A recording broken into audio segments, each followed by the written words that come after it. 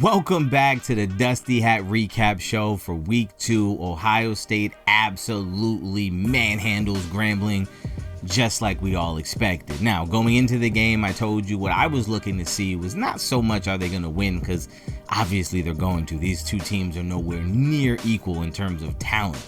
But what I really wanted to see was how this offense was going to show up after Week 1's very conservative play calling against Texas. Now, against a weaker opponent at home, again, just try to open things up, see what you get.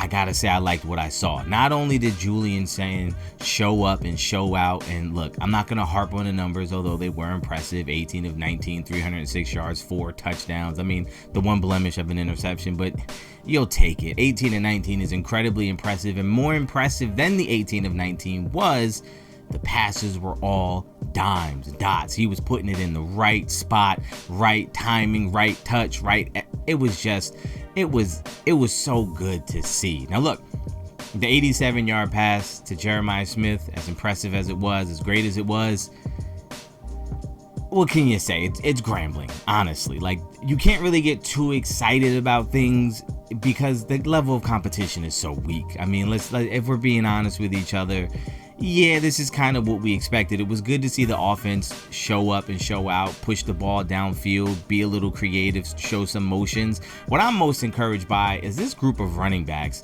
Each and every one of them looked impressive, and the standout for me was Bo Jackson, albeit later in the game, maybe against the weaker players of Grambling, which is probably really, really weak in comparison, but he just looked shifty, he looked quick, he looked fast, he looked strong, he looked the part, looked like a guy coming into the end of the season, later in the season, as far as like playoff push goes.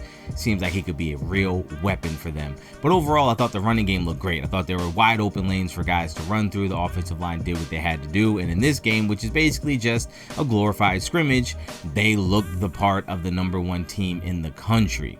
The defense once again showed up and played great. Anytime you hold a team to 0 points, a big old goose egg, that's impressive. I don't care what the talent is, to be that locked in mentally, play in, play out for an entire game, for your backups to come in and still hold on to that, that's quite impressive. This defense looks the part, and in these weaker matchups, this is where you want to see them kind of refine the details, and that's exactly what we saw in Week 2.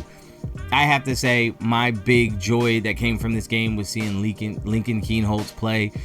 I'm actually a fan of his. I like the fact that he stayed. I like the fact that he was willing to compete with Sayin for the starting job. There's something about this kid that I like. Now, I fully believe he's probably going to transfer. I mean, and for his well-being, he probably should transfer at the end of the year. But for him to come in, he looked just as impressive as Sayin did to me. Now, obviously, not going to sit here and make it seem like there is a controversy or a quarterback battle, or maybe we should consider one versus the other. No, it's very clear Sayin is a notch above Kienholz, but Kienholz showed that in an emergency situation or in a dire situation where Sayin goes down or something happens, I feel fully confident and comfortable in his ability to come in and play. I think he's got a little edge to him. So again, this game, not a surprise as far as outcome, not a surprise as far as point differential, but I think what we can take away from this as Ohio State fans is this offense looks like it's in good hands with Julian Sayin.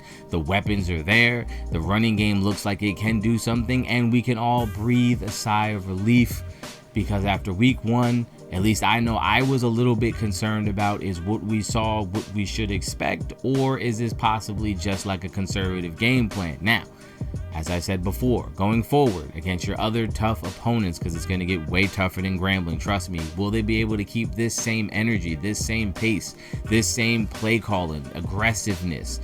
Could they still function the same? That's what I'm looking to see. As the competition steps up, I'm hoping that we continue to see this type of play, this locked in from the defense, it's locked in from the offense, this attacking offense, use the weapons, get these guys the ball, and I'm excited to see Julian Sayin grow. I know after last week I said I wasn't 100% sold, I wasn't all the way bought in. I'm still not there yet, because again, weak opponent.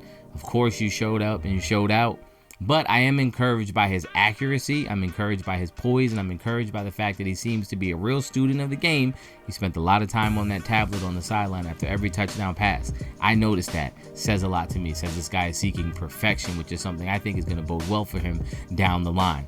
Ohio State fans, how do you feel? Let me know in the comments down below. What was your biggest takeaway from this game, and what was your favorite moment from this game?